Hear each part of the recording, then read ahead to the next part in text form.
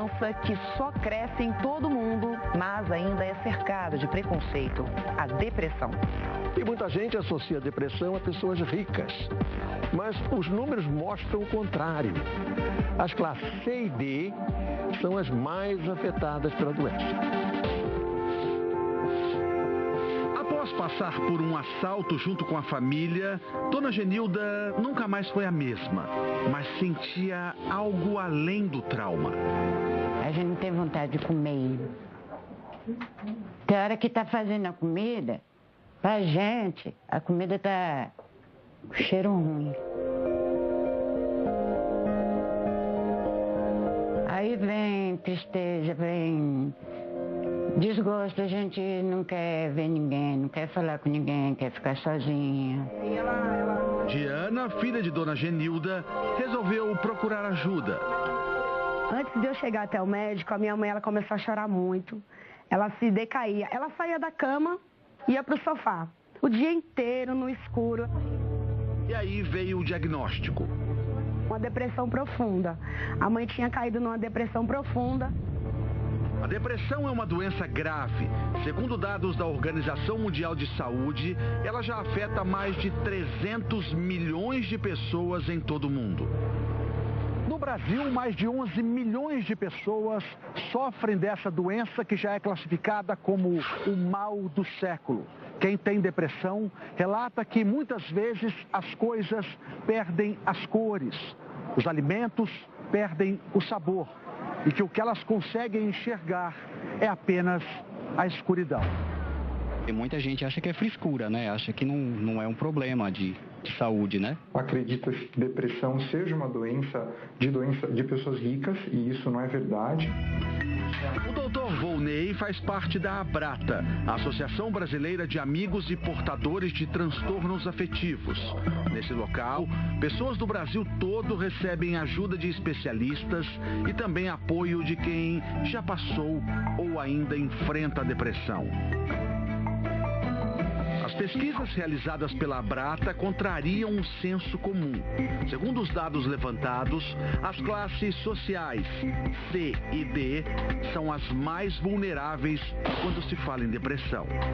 As pessoas mais pobres, elas têm um risco ainda maior pelas condições gerais com que elas vivem.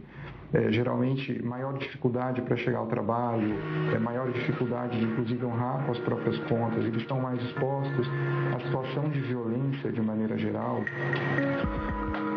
Mas nem sempre a doença é vista da maneira correta.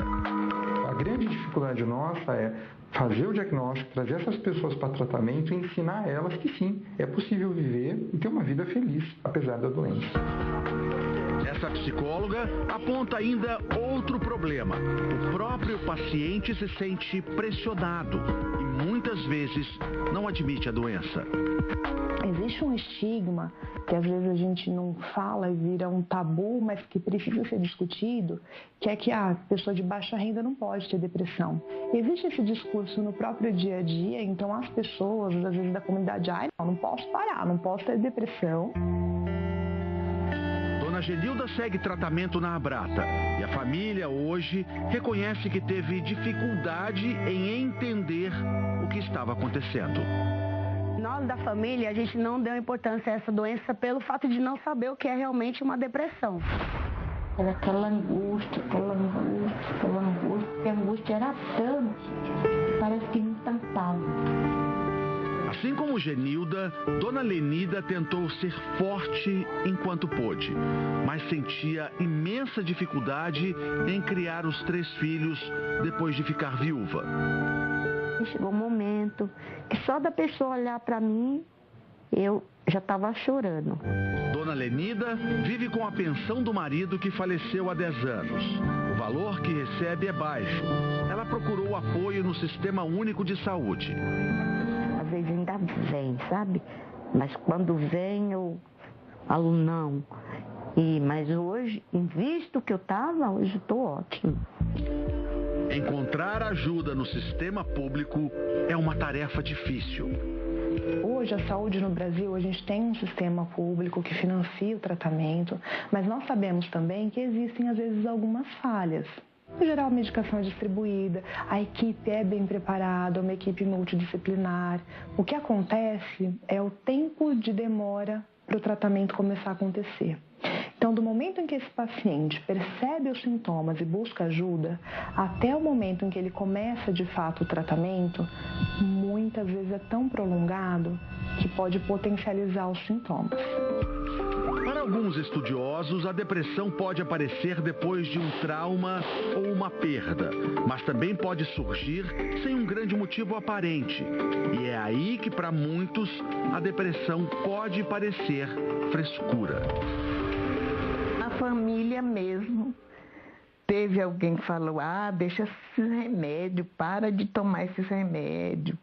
Ou então alguém, se eu tivesse perto de você, eu tinha saído com você, ia passear e você não ia precisar tomar remédio. Não é assim. Dona Elci começou a apresentar os primeiros sinais de depressão após o nascimento do segundo filho. Não tinha vontade de levantar para fazer minhas obrigações, que eu tinha costume de fazer. Eu não queria fazer mais nada. Era uma tristeza muito grande que eu sentia. A costureira iniciou o tratamento pelo SUS. Após um período, resolveu parar de tomar a medicação contra a doença por conta própria. Eu tirei o remédio por minha conta. E foi a médica e no posto ela falou que eu não fizesse isso. Mas além da medicação, existem tratamentos alternativos. Nós utilizamos terapia psicológica, auxílio de um psiquiatra com a medicação e alguns tratamentos alternativos. E aí vai do que, lógico, o médico que estiver acompanhando, o psicólogo que estiver acompanhando, eles vão direcionar para a melhor conduta, mas pode ser atividade física, acupuntura, são situações que nós sabemos e comprovadamente têm validade para os tratamentos de depressão. E é com tratamentos alternativos e o retorno da medicação que a moradora da periferia de São Paulo encontra formas de encarar a doença. Eu gosto muito de artesanato, eu frequento outros grupos, vou para a igreja, no coral da igreja eu canto, essas coisas têm me ajudado. Mas vale sempre lembrar, a doença não distingue pobres ou ricos. Olha, eu acredito que a depressão como doença ela é muito democrática. Ela vai realmente chegar a qualquer classe social. Marta é cirurgiã dentista e conhece a depressão há 2 décadas. Aos poucos, com acompanhamento médico, foi descobrindo suas aflições e aprendendo como combatê-las. Percebi que aquela medicação que me fez bem na depressão anterior já acabou não trazendo o mesmo efeito naquela depressão que estivesse vivendo. André de Carvalho é administrador de empresas, vem de família de classe alta e no caso dele, o problema é a depressão bipolar. E aí eu fui diagnosticado com transtorno bipolar. E a depressão bipolar, ela é muito forte também. Segundo a Associação Brasileira de Psiquiatria, 4 milhões de pessoas sofrem de depressão bipolar. O transtorno alterna períodos de humor exaltado, euforia, agitação, irritabilidade e mudanças bruscas de humor. Ela pode durar semanas e até anos. Sensações que mexeram com o André quando ele viu o casamento chegar ao fim. Quando eu perdi minha primeira ex-mulher, que eu era apaixonado por ela, no dia ela não quis mais e aquilo me derrubou. Voltei a morar com a minha mãe, né?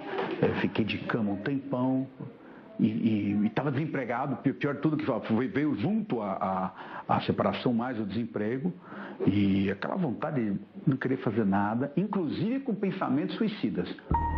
São 16 anos de convivência com a doença. André ainda sofre com alucinações e vive à base de medicamentos. Mas agora, trabalhando atualmente como corretor de imóveis, ele considera que a doença está numa fase controlada. Ela está controlada. Ela está ali, ó. Está no cantinho ali. Ela não está dentro de você. Não está dentro de mim. Ela está ali. Ela vai me acompanhando. É como se fosse um cachorrinho. Eu chamo de Bob. É o Bob. Mas será que a depressão tem cura? A depressão é uma doença de verdade, ela é real, ela é crônica, ela tende a ser persistente e incapacitante. Eu costumo dizer assim, não duvidem do potencial destrutivo da depressão, mas acreditem no poder do tratamento. Fazendo acompanhamento, o paciente tem uma vida normal. Ricos ou pobres, com estudo ou sem, a depressão não escolhe endereço. Ela aparece quando menos se espera. É grave e precisa ser tratada. A menor parte da população brasileira é que tem convênio médico ou pode pagar particular. A maior parte depende do SUS para tratamento. Então, tem que sim procurar o posto de saúde, anota os sintomas, leva para o médico, explica o que está sentindo. Se não se sentiu satisfeito no atendimento, remarca, conversa, insiste, mas tem que buscar tratamento.